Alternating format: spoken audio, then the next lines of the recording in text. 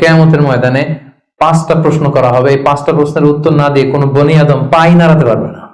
এর মধ্যে প্রথম প্রশ্ন, তার জীবনটা সে কোন কাজে লাগিয়েছে, জীবনের মধ্যে যে যৌবন ছিল ওই সময় কি করছে। এবং যৌবনের ইবাদতকে আল্লাহ তাআলা খুব বেশি পছন্দ করে।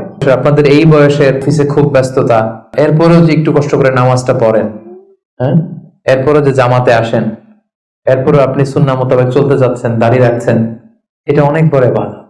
এটা আল্লাহ তাআলার কাছে অনেক বেশি প্রিয়। এই জন্য যৌবনটাকে যেন আমরা কাজে লাগাই, প্রিয় ভাইরা।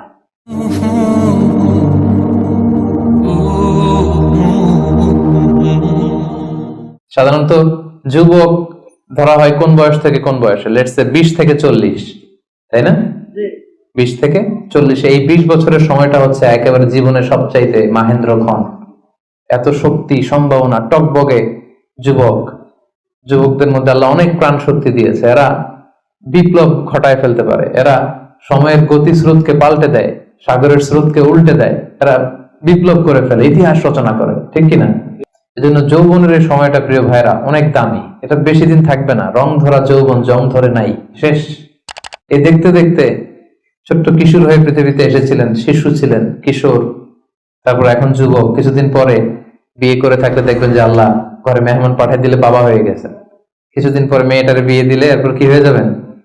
শ্বশুর হয়ে যাবেন, এরপরে নানা হয়ে যাবেন, দাদা হয়ে যাবেন। এই তো জীবন। This is the circle of life. রং ধরা যৌবন জং ধরে শেষ। এটা থাকে না খুব বেশি দিন। এজন্য এই যৌবনের এই সময়টাকে যারা আল্লাহর ইবাদতে তারা কাটিয়েছে, তাদেরকে আল্লাহ তাআলা আরশের নিচে ছায়া দিবেন। নাশা ফি ইবাদাতিল্লাহ। এবং যৌবনের ইবাদতকে আল্লাহ তাআলা খুব বেশি পছন্দ করে। ইবাদতটা অনেক ব্রড সেন্সে যদি আপনি চিন্তা করেন, অনেকে মনে করে যে শুধু নামাজ পড়া, শুধু রোজা রাখা, শুধু জিকির করা এটাই ইবাদত। আসলে ব্যাপারটা কিন্তু এমন নয়। মানব কল্যাণে আপনি যাই করেন, আল্লাহ তাআলার আদেশ পালনে আপনি যাই করেন, সবটাই ইবাদত, ঠিক কিনা? আপনি যদি রক্ত দেন, মুমূর্ষু রোগীকে বাঁচাতে রক্তের প্রয়োজন হয় না? আপনি যদি তাকে বাঁচাতে রক্ত দেন, এটাও ইবাদত। আপনি পরিবেশকে সুন্দর রাখার জন্য গাছ লাগালেন, এটাও ইবাদত। আপনি একজন মানুষ বিপদে পড়েছে, he doesn't know what to do, আপনি তাকে কনসালটেশন করলেন, কিছু সুন্দর পরামর্শ দিলেন, গাইড করলেন যে এইটা ভুল, এইভাবে করো। এই যে আপনি টাইম ব্যয় করলেন, কনসালটেশন দিলেন, এটা ইবাদত। অনেকে মনে করে যে শুধু তাসবিহ, জিকির, কোরআন তেলাওয়াত এগুলোই মনে হয় ইবাদত। না, যে পথেই আল্লাহর সন্তুষ্টি, যে কাজ করলে আল্লাহ তাআলা সন্তুষ্ট হন, এই সবগুলো কাজই কিন্তু ইবাদত। তাই যৌবনের এই মোক্ষম সময়টাতে আল্লাহ তাআলার ইবাদত করে আমাদেরকে কাটাতে হবে। আমা খালাকতুল জিন্না ওয়াল ইনসা ইল্লা লিয়াবুদুন। আমি মানব জাতি আর জিন জাতিকে কেবলই সৃষ্টি করেছি আমার ইবাদতের জন্য। এজন্য এই বয়সে, আপনাদের এই বয়সের অফিসে খুব ব্যস্ততা, এখানে খুব ব্যস্ততা, এরপরেও যে একটু কষ্ট করে নামাজটা পড়েন, হ্যাঁ, এরপরে যে জামাতে আসেন, এরপরে আপনি সুন্নাহ মোতাবেক চলতে যাচ্ছেন, দাড়ি রাখছেন, এটা অনেক বড় ইবাদত। এটা আল্লাহ তাআলার কাছে অনেক বেশি প্রিয়। বৃদ্ধ বয়সের ইবাদতের চেয়ে যৌবনের ইবাদত আল্লাহর কাছে অনেক বেশি প্রিয়। এর কারণ হচ্ছে, বৃদ্ধ বয়সে ইবাদত ছাড়া করবেটা কি? ইবাদত ছাড়া তো সময়ই কাটে না। কারণ ঘরে এর কথা শোনার কেউ নাই, কেউ সময় দেয় না, রাতে ঘুম আসে না, 3টার দিকে ঘুম ভেঙে যায়।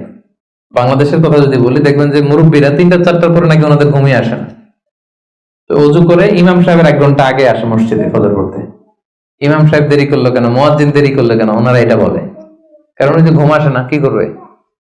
তখন তার ইবাদত করা ছাড়া সময়ই কাটে না।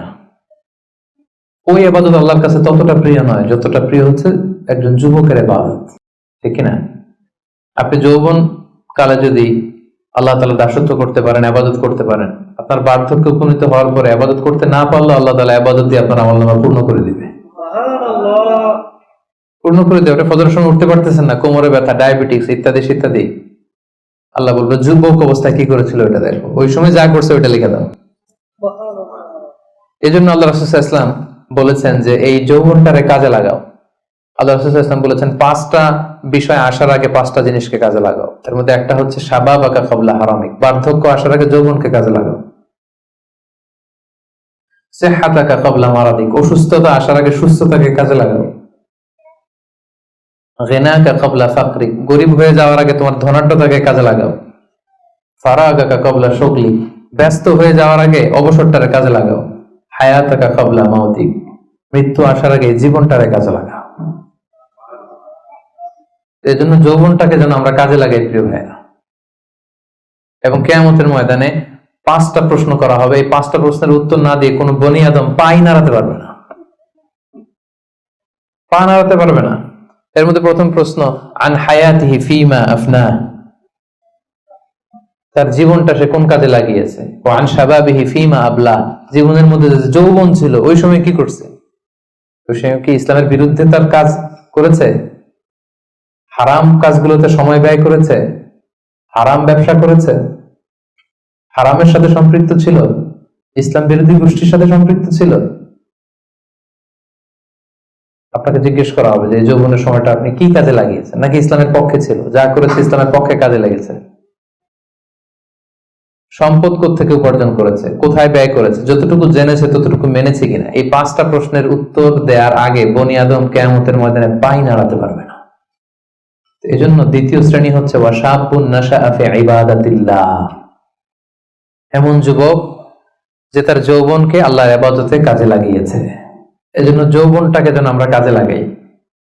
মনে থাকবে সবার, সবাই কিন্তু আপনারা যুবক, এই সময়টা পাবো না, আমরা মিস করবো কিছুদিন পরে। এই যে কুচকুচে কালো দাড়ি, আপনার কি মনে হয় আজীবন এই কালোই থাকবে? তাহলে আমাদের দাদার গুলা সাদা করলো কে, নানার গুলা সাদা করলো কে? ওই বয়সে যাওয়ার পরে এই কুচকুচে দাড়ি, কালো চুল, এগুলো কি হয়ে যাবে? সাদা হয়ে যাবে। এটাই জীবন। সো সময়টাকে যেন আমরা কাজে লাগাই, আমরা যেন অন টাইমে জামাতের সাথে সালাত গুলো যেন আদায় করি, কোনো হারাম কাজের সাথে যেন আমরা সম্পৃক্ত না হই। খুব হিসেব করে করে আমাদের এই যৌবনের চমৎকার সময়টা যেন আমরা কাজে লাগাই। মনে থাকবে তো ইনশাআল্লাহ? Be a part of our vision.